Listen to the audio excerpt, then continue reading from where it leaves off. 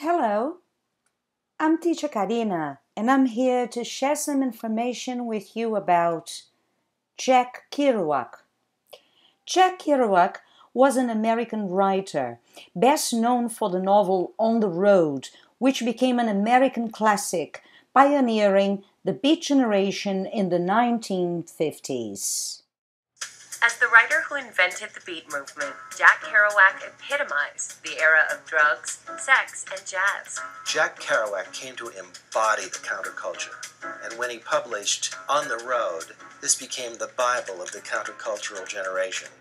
Born Jean-Louis Kerouac on March 12, 1922, in Lowell, Massachusetts, Jack Kerouac was a French-Canadian child, intensely devoted to his Christian mother. Kerouac was a hardcore Catholic, and this is absolutely essential to his writing. He was devout, he was guilt-ridden, he was a complete mama's boy. He lived with his mother until he died. She outlived him. After high school, Kerouac earned a football scholarship to Columbia University, and at 17, he moved to New York City and fell in love with jazz. Jack Kerouac would find great inspiration in music artists like Charlie Parker, whose bebop sound became the guiding impetus of his writing, something he called spontaneous prose. After dropping out of college and a brief stint in the military, Kerouac returned to New York, where he met Allen Ginsberg and William S. Burroughs.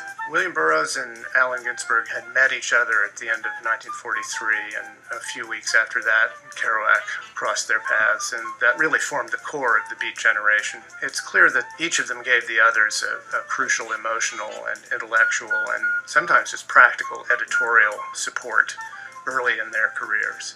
During the late 1940s, Kerouac wrote his first novel, Town and City, and began several drug-fueled road trips that would inspire his definitive work, On the Road.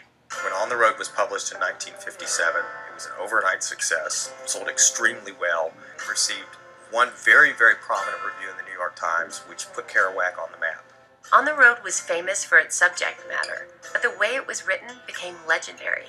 I think he started it in the late 40s, and he rewrote it and rewrote it and rewrote it, and then he sort of started all over again in one burst, and in a 3-week period, on a scroll of paper 120 feet long, he typed it all out again.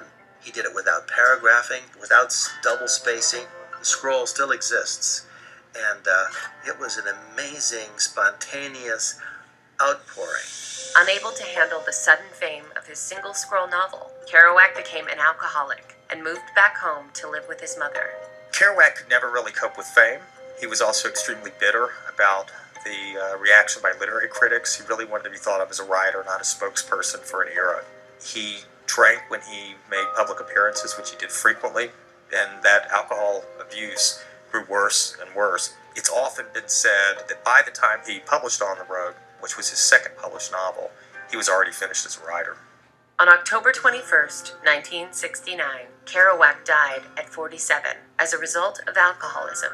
Although he attained little critical success in his lifetime, Kerouac remains an icon of a generation. Kerouac, even 40-some years after his death, is in this curious conundrum which dogged him while he was alive, of living in this weird middle ground between his work on the one hand and his public image on the other hand, and having people respond to the public image more than they respond to the work. And I think that's a sad irony of Kerouac's career, because the work is really quite spectacular.